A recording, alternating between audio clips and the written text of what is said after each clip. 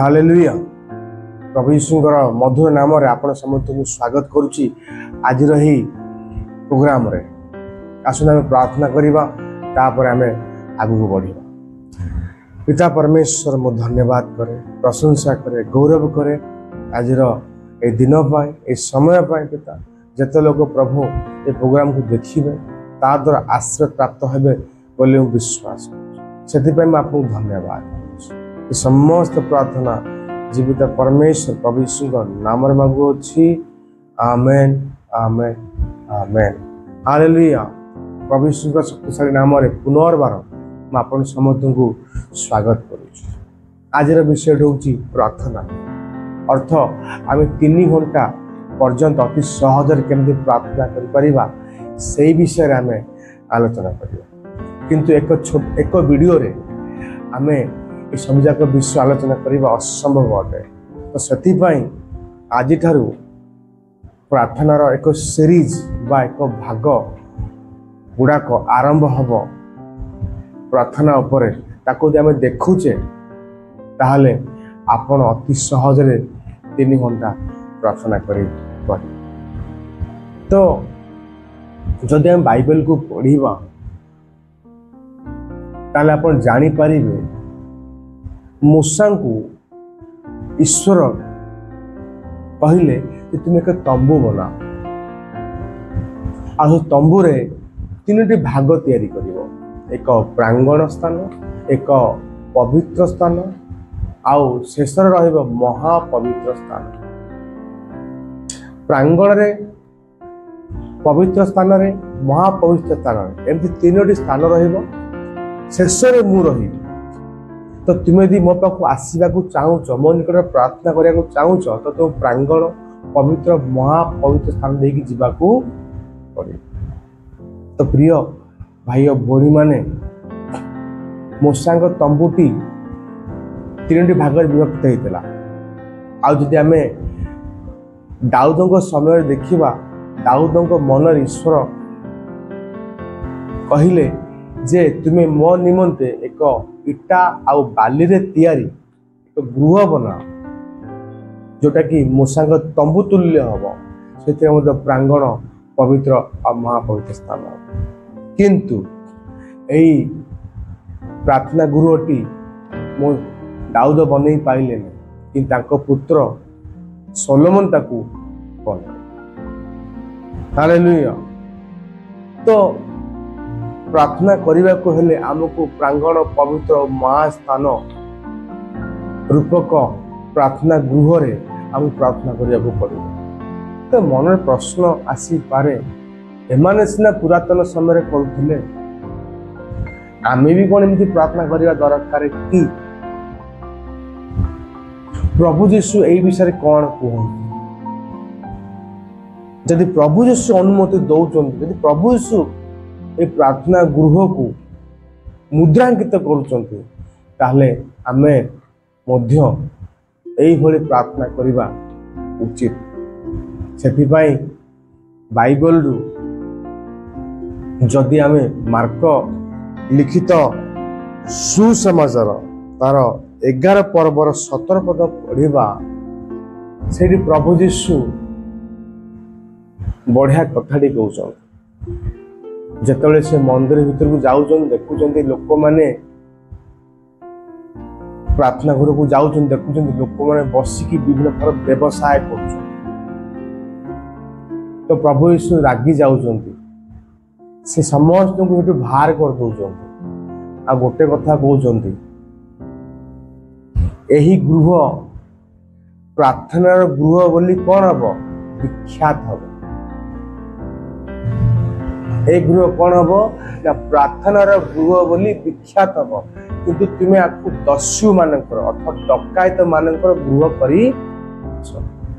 यार अर्थ मूसा जो तंबू रूपक प्रार्थना गृह तैयारी करथिले, दाऊद ताकू चिंता कले, सोलोमन ताकू बनैले।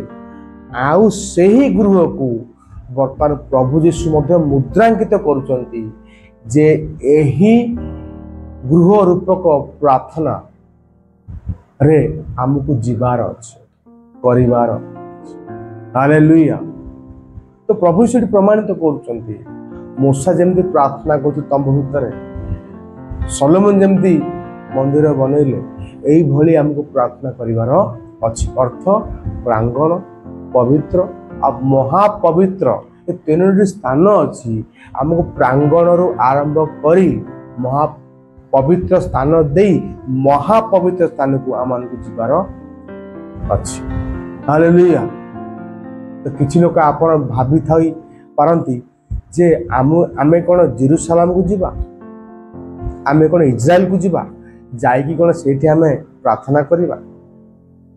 तो प्रभु सुत कहले भाई ए गृह प्रार्थना गृह हो जो गृह को मूसा तंबू आकार बनई आउ दाऊद चिंता कले सलोमन ताको बनइले आमु कोन इस्राएल जीवा पड़ो आमु कोन जेरूशलेम जीवा पड़ो प्रार्थना करने जमती आप भावुंट सेमती गोटे स्त्री लोक भीतर सेमती चिंता था सेमती धारणा था। तो सी जो आसिक प्रभु यही कथा कहते कथोपकथन होती से आउ से बढ़िया आंसर प्रभु से दौरान। तो ये विषय में एक वाक्य को आम आलोचना करवा तापर पाइपर जोहन पुस्तक 4 पर्वर 20 पद आउ 21 पद आउ ता सहित सहित पढ़ा से 4 पर्वर 23 पद आउ 24 पद। तो एठार कौन होउची ना प्रभु यीशु को स्त्री लोकटी कहूची आमु कौन जेरूशलेम को जीवा प्रार्थना करिया आमु कौन पर्वत को जीव प्रार्थना करिया। तो प्रभु यीशु कहउचंदी जे तुमको जेरूशलेम को जीवा पड़िबनी प्रार्थना करिया तुमको पर्वत को जीवा पड़िबनी प्रार्थना करिया काहेकि ना ईश्वर परमात्मा अटंती आत्मा अटंती तुमे मध्य आत्मा तो तुम जो जगह चाहिए से जगार आराधना प्रार्थना करि पारिबो। तुमको जेरूशलेम जीवा पड़ो ना तुमको इस्राएल जीवा पड़ो ना तुमको पर्वत को जीवा पड़ो ना ईश्वर आराधना प्रार्थना करने कारण ईश्वर परमात्मा तुम हो आत्मा। तो तुम जो जगह चाहिए तुम्हें ईश्वर आराधना बा प्रार्थना तुम्हें कर किंतु गोटे जिनस आमको ध्यान देव पड़ो कौन ढांचा सैया सिस्टम सैया कौन ना प्रांगण पवित्र स्थान महापवित्र स्थान कौन आप प्रार्थना करने को बसवे से कौन हम ना स्पिरिचुअली आध्यात्मिक क्षेत्र में आपण सामने गोटे तंबू या मूसा तंबू बा सलोमन बनई प्रार्थना गृह जो प्रांगण जो पवित्र स्थान जो महापवित्र स्थान हालेलुया स्पिरिचुअल तैयारी आध्यात्मिक क्षेत्र में तैयारी हम आप प्रार्थना कर बसिले तो आप 3टा विषय तंबू तैयारी हम तंबू 3टा विषय रहा सलोमन को प्रार्थना गृह तैयारी हम 3टा विषय रहा प्रांगण पवित्र महापवित्र स्थान हालेलुया हालेलुया। तो आज आम आलोचना करवा प्रार्थना गृहर प्रथम भाग प्रांगण विषय रे किंतु ता पूर्वर आमको यह जानवर अच्छी जो आम ईश्वर पाखक जाऊे तो ईश्वर कौन अटंती ईश्वर जीवित अटंती ईश्वर कौन अटंती ईश्वर पवित्र अटंती हालेलुया ईश्वर जीवित आउ पवित्र अटंती। तो जिते बड़े वो प्रार्थना करने को जाऊँगी तो निजक आपण प्रश्न करूँ समीक्षा करूँ ईश्वर तो जीवित ईश्वर तो पवित्र मु कौन जीवित अटे मु कौन पवित्र अटे ताहाले जाइकी मु से परमेश्वर गोटे प्रार्थना करि परिबी बा ताको पाखु जाई जदि मु जीवित नुह मृत अटे जदि मु पवित्र नुह अपवित्र अटे से परमेश्वर पाखु केमिति जाई पारि बा से परमेश्वर प्रार्थना केमिति सुनिबे सुनि परिबे। से आ गोटे बाइबल पद पढ़िया चाहूँगी रोमियो पुस्तक 12 पर्वर 1 पद रोमियो पुस्तक 12 पर्वर एक पद लिखा जाए जे अपना अपना शरीर को सजीव पवित्र और सुग्राह्य भावरे बलि स्वरूप ईश्वर को निकट में समर्पण कर। आम आम शरीर केमिति ईश्वर हस्ते समर्पण करवा, केमती प्रार्थना करवा, शरीर को केमती नहीं कि जीवा देखा हूँ। प्रथम सजीव हवा दरकार, द्वितीय पवित्र हवा दरकार। हालेलुया। तो सजीव कौन आम टे आलोचना करवा। अर्थ जा भितरे मृत्युर कौन विषय नथिबो ताको आम सजीव करवा। आपण देखो प्रभु यीशु प्रायतः सकाल प्रार्थना करते। हालेलुया। सकाल कहीं प्रार्थना करवा, कहीं संध्यारे करवा, कहीं 2टा 3टा बेलू करवा नहीं, कहीं ना सकाल प्रार्थना कले कौन होता है ना आप सजीव होता। दिन जाक आप काम करती, विभिन्न प्रकार काम कर थकी जाती, आपण भितर फ्रेशनेस न थाए, टायर्डनेस थाए, आपण क्लांत श्रांत हो जाते। आ क्लांत श्रांत होइकि जदि आप संध्या से प्रार्थना करेंगे सजीव नुह, निर्जीव, जीवित नुह, मृत अटे। आपको प्रार्थना करने को इच्छा हेनी, निद लगे, आपको आलस्यता फील हम। तो से राति आप 6 घंटा आराम से शुंतु, शोबे आपणकर जो थकी जाइथिबा शरीर आस्ते आस्ते रिपेयर हम। आपण सकाल उठिबे आपण शरीर सजीव थिबो, सतेजता थिबो। आउ जते बेले आपण प्रार्थना करिबे आपण निद लागिबो, आपको भल लागिबो। तो प्रभु चाहती आम आम शरीर को सजीवता सहित दबा। अर्थ सकाळू भोरू प्रार्थना करवा। से आमको टे जल्दी शोवा पड़ो। जल्दी शोले 5-6 घंटा निद आम शरीर को फ्रेश कर सजीव कर। द्वितीय विषय हूँ आम को पवित्र हबार अच्छे। हालेलुया। कहीं पवित्र हबार अच्छी ना जगतर पापमय रोचे जानते कि अजाणत आम कौन कर पापर विषय गुड़ाक आम शरीर द्वारा, आम मन द्वारा, आम प्राण द्वारा कौन होता है ना आकर्षण होता है। और आम मैंने इच्छा नथिले भी आम परिवेश जहाँ द्वारा आम अपवित्र हो जाए। तो से कौन करा पड़ो ना आप सजीव हो गले बर्तमान आप पवित्र हबार अच्छे। पवित्र हवा हेल्ले कौन करा पड़ो ना आप जमती आंठेबे आपण आगरे प्रथम भागटी प्रथम स्थानटी खोला हो ता ना हूँ प्रांगण। आ से प्रांगण कौन अच्छी से प्रांगण 2टी जिनस अच्छी। आज प्रथम जिनस आम आलोचना करवा। प्रथम विषय हूँ कौन ना एक बेदी रोला, जो बेदी रे कि लोक माने पुरातन समय निज निज पापर क्षमा पाइबापी आउ पशु पक्षी के आणुले।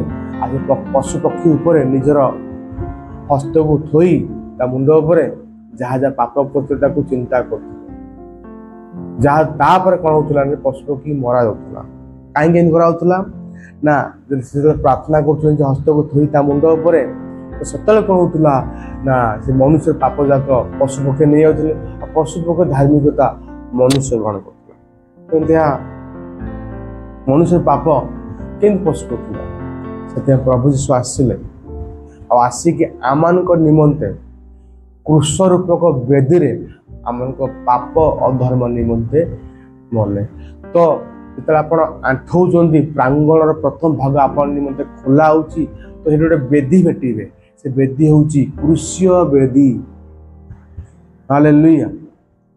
से वेदी की भेटला आपण काम हूँ कौन ना से वेदी रे प्रभु यीशु आम पाप निमंते, आम अधर्म निमंते, आम अशांति निमंते, आमर आरोग्यता निमंते से क्रूसरे कौन होता बलिकृत होती। तो आपण काम हूँ प्रभु यीशु से वेदी उपरे क्रूस रूपक वेदी उपरे जहाँ जहाँ कर गोटे गोटे करी कहवा सहित चिंता कर कौन हम ना आपणकर अपवित्रता रूपक प्राण मन चिंता शरीर आस्ते आस्ते पवित्र हवा को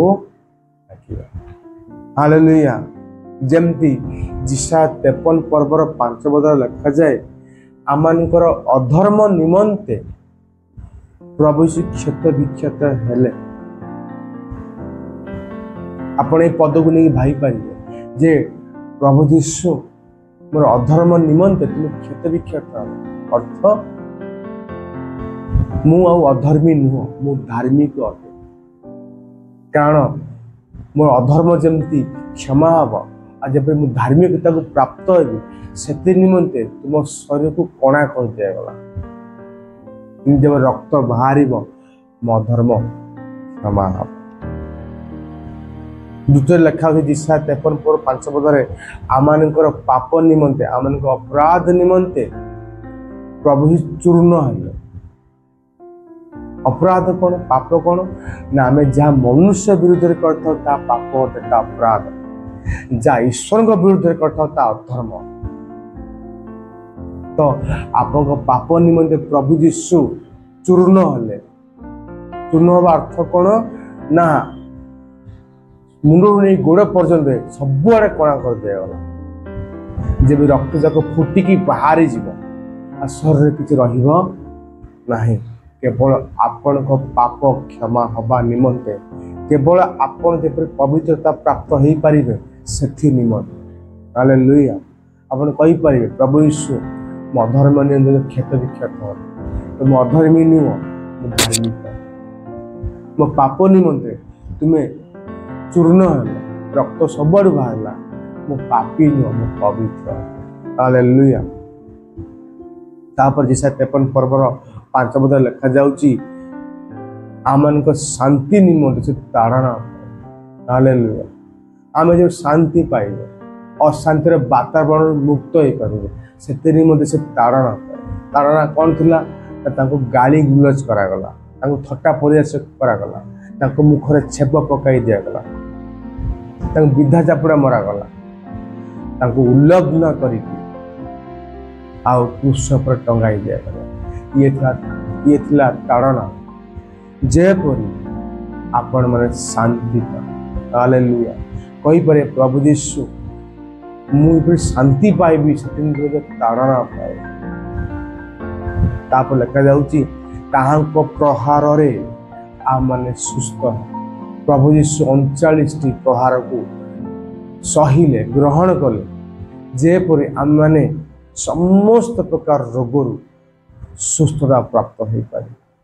हालेलुया। आपण माने सुस्थ अट आपण भीतर प्रचुर जीवन अच्छे कहीं ना प्रभु यीशु आपण मृत्यु को नेले कहीं प्रभु यीशु आपण असुस्थता को नेले रोग को नेले एथिपाई जेपरी आपण सुस्थ जीवन काटिबे। हालेलुया। लिखा जाए जे तृतीय दिन प्रभु यीशु जी उठिले जहाँ द्वारा आम कौन पाइल मृत्युर नरकर भयरु मुक्त हल से नुह ता सहित स्वर्गरे से आमन को निज दक्षिण पाखरे बसाइले। हालेलुया। आपण कहि पारे प्रभु यीशु मृत्युर अधिकार मो पर नाही नरकर भय मो पर नाही किंतु वर्तमान मु स्वर्गरे तुम दक्षिण पार्श्वर बसी अच्छी। वाक्य लिखा जाए गालातिया पुस्तक रे जे जे क्रूस टंगा जाए से अभिशप्त प्रभु यीशु आमान निमित्त अभिशप्त आउ तांकर आशीर्वाद गुड़ाक आमको देले से अब्राहम को संतान आमान को कले। हालेलुया। लिखा जाए जे सीए अभाव रे रहिले अभाव रे जन्म ग्रहण कले अभाव रे जीवन तांकर पड़ेला कहीं जेपरि आमे तांकर धनवान को पाई पारे तांकर धनीपण को पाई पारे। हालेलुया। तो जेतेले आपण पुरुष वेदी पाखु आसुचंती एई सब विषय गुड़ाक आपण ताको कहतु और धीरे धीरे भावतु जिते आप कहे आ भावे देखिए से कौन हम ना तेतले ये पदगुड़ाक आप कहला आप देखिए जो पापर मन पापर प्रबुद्धि थिला पापर जो शक्ति आप कार्य कर हालेलुया। तो ये थिला प्रार्थनार भाग एक आगु को मध्य यही भली आउरी किछि भाग गुड़ाक मु आनिया को जाउछि। तो ये भाग को ध्यान सहित देखंतु शुणंतु विशेष करी प्रांगण स्थान को आसला परे 253 पर्वर 5 पद तापर जो जो विषय गुड़ाक कहली आपन ताको कहबा को आरंभ करंतु प्रार्थना रे आस्ते आस्ते भाभी भाभी देखिए केमती आप सजीव तो हेले राति जाक शोईकी सका उठिकी आउ मध्य यह कहला परे आपण पवित्र मध्य हेछि। हालेलुया। आ जहाज परमेश्वर आपण को आसीबा। हालेलुया। आसंता में आखि बंद करिबा आ प्रार्थना करिकी आज रे प्रोग्राम को आमे शेष करिबा। प्रभु यीशु आपण पवित्र नाम को धन्यवाद करूछु। तुम्हें सत्य जीवित परमेश्वर तुम्हें चाहो आमे तुम निकट प्रार्थना कर प्रभु तुम्हें प्रार्थना गृह को तैयारी कर और धन्यवाद से प्रार्थना गृह को प्रथम भागर किसी अंश को प्रभु आज प्रकाश कह बड़ दल धन्यवाद जिते भाई भाई आपको देखिए बुझंतु और व्यक्तिगत जीवन व्यवहार धन्यवाद प्रशंसा करुँ प्रार्थना प्रभु यीशु नाम मांगु अच्छी हमें पुनर्बार प्रार्थना भाग 2 भेट। नमस्कार।